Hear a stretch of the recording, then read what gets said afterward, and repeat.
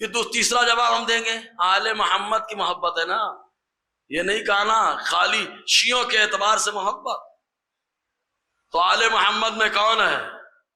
تو کہا آل محمد میں مصطفیٰ کی چار شہزادیاں، بولو آپ،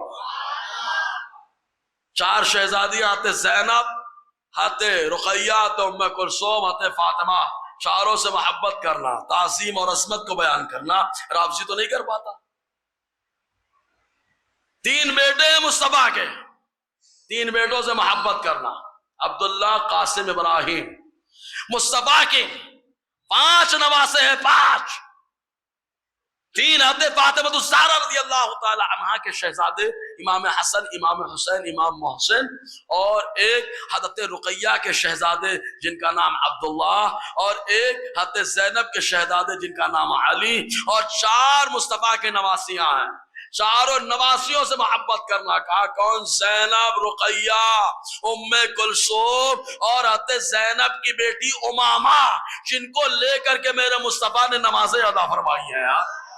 حضرت امام حسین، امام حسن کے لیے مصطفیٰ نے سجدہ کو لمبا کر دیا، اور امامہ وہ ہیں کہ مصطفیٰ کھڑے ہوں نماز پڑھنے کے لیے تو اپنی ہاتھ میں اپنی نواسی کو لے لے اور قرآن کی تلاوت فرما رہے ہیں۔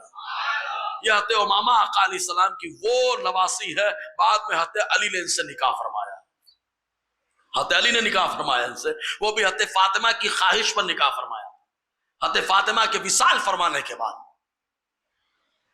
تو سارے آل سے محبت کرو، خالی ایک سے نہیں۔